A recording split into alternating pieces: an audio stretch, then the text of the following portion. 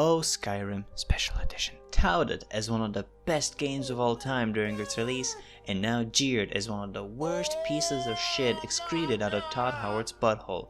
Too much? In my many hours of adventuring the frozen lands of Skyrim, I've seen many good and bad this game offers.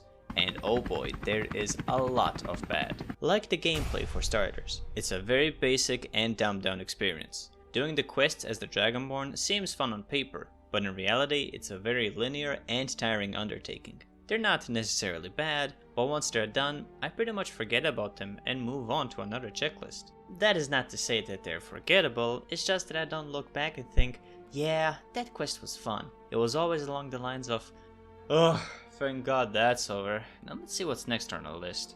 The progression system is also simple and can get very exploitative, while the combat is interestingly uninteresting and button-mashy.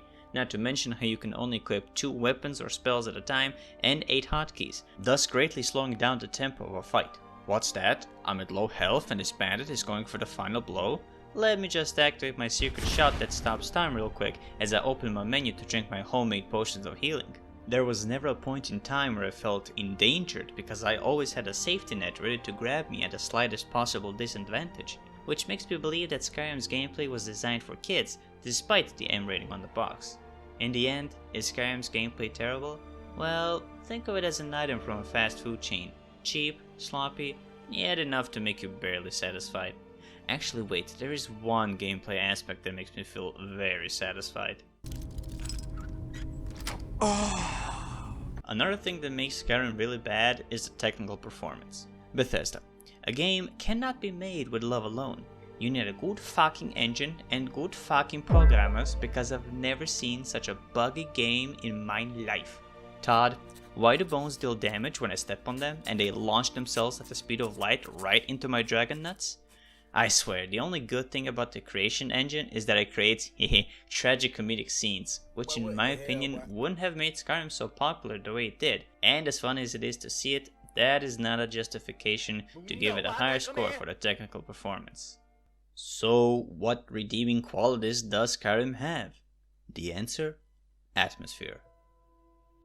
The Elder Scrolls V has such a unique vibe to it with its beautifully handcrafted world that has that nostalgic feeling to it. And as you explore this particular region of Tamriel, you are accompanied by cozy and soothing music, or get shivers by creepy tunes that whistle throughout abandoned ruins, all while the rainbow-colored skies envelop the night during your travels.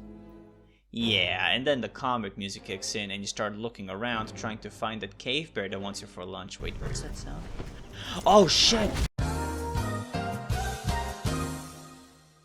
Even though the graphics don't look extraordinary, I love it. Why, you might ask? Because I find it so unique. In an era where everything needs to be in Unreal Engine 5 with ultra mega giga 5D graphics, the aesthetics of Skyrim is what makes the game immediately recognizable and hard to forget. It stands out from the crowd, even if it's just 4 pixels when seen up close. But I concur that they haven't aged well. But so friggin' what? It makes me feel at home, and that's that. The story, however, you know what? I think it's okay. Nothing groundbreaking, but tolerable enough to sit through it. The conflict between the Roman Empire LARPers and the Confederates may not feel developed enough, but the way it was written makes the fans still talk about it all these years later. Do you side with an empire that's on its knees in hope of restoring it back to its former glory? Or do you side with the Stormcloaks, who had enough of imperial meddling and wished to live a life their ancestors lived? Me, a Romabu, can't say no to raise my sword for Julius Caesar and restore the glorious Roman Empire and kill every Thalmor scum I come across. Alinor Delinda Est. The story also includes a plethora of lore that scatters the landscape, which makes the world you play in that much more fascinating. Skyrim can also make you feel ambivalent, from the cathartic satisfaction of slaying Alduin in Sovngarde to major frustration that your companions bring along with them. Lydia, move! This also spills over into the pacing section, because it feels like such a slog to go through Dwarven and Nordic ruins, where you grind your way through various constructs and Draugrs respectively, in order to finish a quest by quarrying some shit you'll never even use. Oh cool, I got a fancy enchantment on this sword. Let me just disenchant it real quick so I can put the enchantment on something that's actually going to be useful to me. As for originality, you can't deny that the dragon language and the dragon shouts are what really makes Skyrim special in all its tomb glory. Even if most of the stuff is brought over from the previous games, the shout mechanic encourages you to explore the world in order to locate the word walls and become a demigod in the process. So whoever made this stuff, I love you. And the replayability is the reason people still open Skyrim for almost 13 years now. Yeah, 13 years. Feel old yet?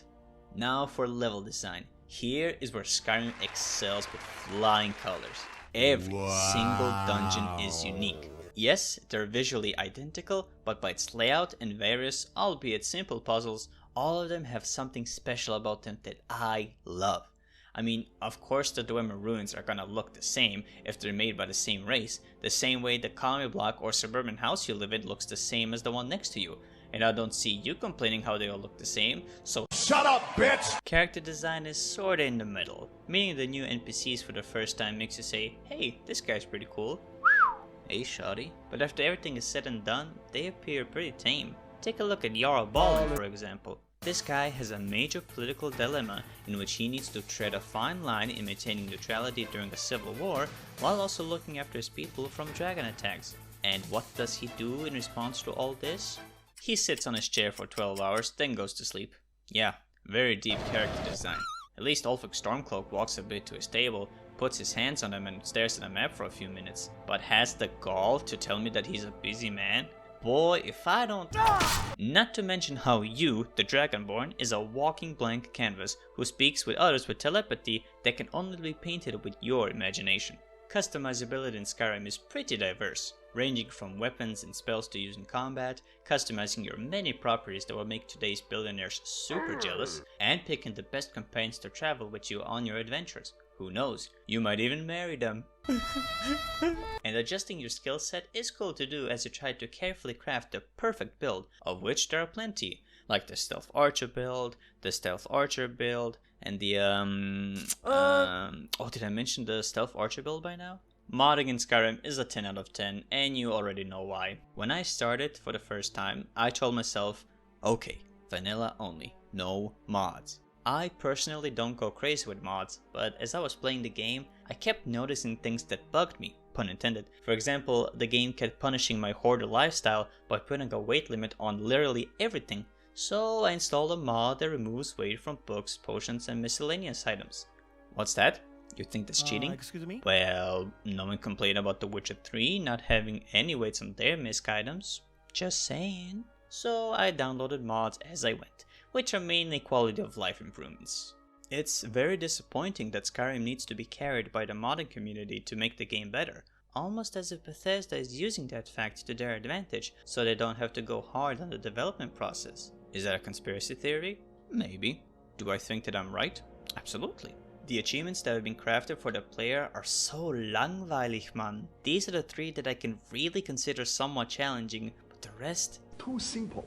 Very few players on Steam bother doing them, and my guess as to why is because most of these achievements just suck, and because they play modded, which automatically disables achievements. Yeah, my HD Barrels mod will really alter my gameplay experience to the point that getting 100% would be a cakewalk. Get out of here, Todd. You thought we were done with all the bad stuff Skyrim offers? Ha ha ha. I wish. Let's talk about the UI. At first glance it doesn't look bad, right? But as I was using it more and more, I kept getting lost in it, looking for stuff. So what did I do? I downloaded Sky UI, of course. Why look at words when you can look at pictures? The vanilla UI is tolerable, but this is so much better in terms of readability and accessibility. However, the compass is fantastic. Minimalistic and genius. Such an excellent way to entice the player to explore your world. And another thing about Skyrim, I play as the Dragonborn, right? I'm the hero who defeated Alduin. I'm a natural prodigy of the Thu'um, and an adventurer who is recognized as nobility throughout all the 9 holes. Am I correct? So why the fuck am I still treated like I'm a nobody by everyone? I can only recall 1 or 2 times I was thanked for saving the goddamn world, yet the guards still tell me to keep my hands to myself, that I shouldn't lollygag. What kind of immersion is that, Bethesda? Oh, and riddle me this for a moment. I read The Elder Scroll. A powerful artifact that without proper training can render me blind, right? Yet luckily for me, I survived its blinding knowledge.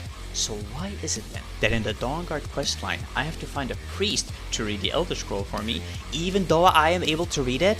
It makes me mad! The only ones who actually respect me are the people in Ravenrock because I single-handedly saved their economy from ruin and foiled an assassination attempt for which I was rewarded with a house for free while I had to cough up large sums of money for a dingy little house in Whiterun. It's like you people hate me or something. Skyrim failed miserably with its immersion when it could have been amazing. Consider yourself lucky that you're getting a 2 instead of 1 in this category. Okay, last 2 points. The content variety, crazy good. Quests and places in every corner, along with a ton of items to find and use. Plus the addition of free DLCs along with the base game is what a role-playing game should contain, and I love it. And after 13 years, is the price tag of €40 for this game justified? Oh, hell no! Drop it in half and then we'll talk. And lastly, bonus points for a good amount of languages available for the international gamers. So that's that. Skyrim is a beautifully crafted world, but the way you interact with it is very painful, and it's a noticeable flaw in Bethesda's gameplay philosophy. Now with everything I said just now, it doesn't mean I hate Skyrim, because I find it fun at times. Very cheap fun, and not something I will remember for the rest of my life. And that's why I think a score of, oh boy, 7.74 out of 10 fits Skyrim well. And even though my heart wants to run it up to an 8, the numbers my mind thought through do not lie. Thus the game receives a code stamp. Oh, and here's what I did in these 100+ hours of playtime. Like and subscribe. Alright, bye!